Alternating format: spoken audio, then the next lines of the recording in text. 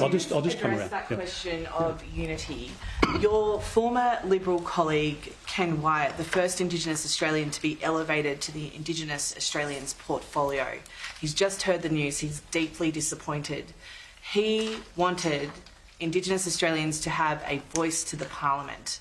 How do you look Ken Wyatt in the eye and explain why you're not hearing his voice and those of others who have seen this as the only way forward? Well, I have the greatest respect for Ken Wyatt. I've listened to his voice. I've listened to Karen Little. I've listened to many Indigenous leaders for whom I have a great deal of respect otherwise.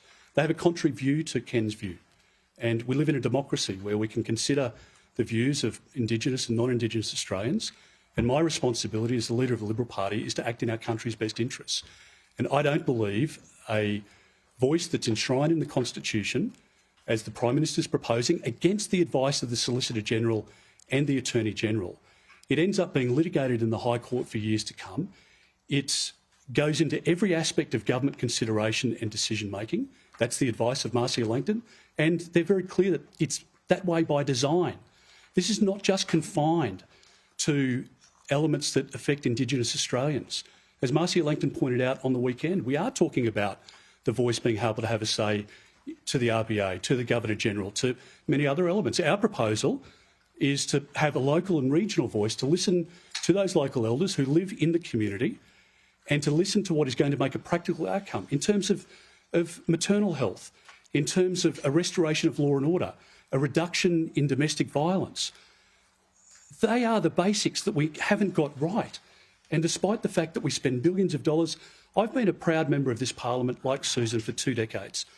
I have not been a part of a discussion, and I've not seen any evidence of any discussion that the Labor Party's conducted over that period of any bad intent in relation to resolving these issues of closing the gap, but it hasn't worked.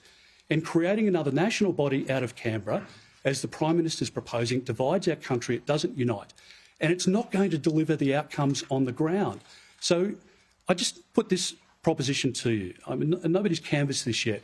If there is overreach in what the Prime Minister is proposing in his wording, if it does go too far and the High Court interpretation is more liberal, as the Solicitor General and the Attorney General have advised, what happens then? You can't out-legislate that. So does the Prime Minister then go back to the Australian people to seek to narrow the words, which wouldn't be good for reconciliation?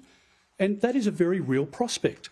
If they overreach now and they need to confine and tighten the words again of the Constitution, because it does grind government down to a near halt, then I think that is not in our country's best interest. And it's why there needs to be questions that are answered. You're putting reasonable questions, as we are. I think tone is incredibly important in this debate. I will not tolerate from any of my members or any of the public debate any comments that are derogatory towards Indigenous Australians or anybody who is advocating a yes position. This needs to be a respectful debate, and I've treated the Prime Minister with respect during the course of my engagement with him and my public commentary and our questions in the Parliament. And there are reasonable questions when the Prime Minister is proposing the biggest change to the Constitution since Federation, and it is right that the questions be answered. Bob Hawke would answer those questions. Paul Keating would answer those questions. John Howard would answer those questions. And Anthony Albanese is refusing to answer those questions. So we'll come through. You have just said that the Prime Minister is ignoring the Karma Langton report and that co-design process by not committing to regional and local voices. Aren't you doing the same thing by not committing to a national voice? That report was very clear that the two layers needed to work together. Well, my priority is for the local and regional voice. The Prime Minister has been very clear that he says no to a local and regional voice. And he continues to say no to constitutional recognition. He's made it clear that if the question he's proposing in October of this year doesn't get up, that he won't entertain constitutional recognition and that he won't legislate for a voice. We've been clear that we don't support his Canberra Voice. It's divisive and it's not going to deliver the outcomes to people on the ground. Our proposal is a local and regional voice so that we can listen to those women and listen to those elders on the ground and get a better outcome.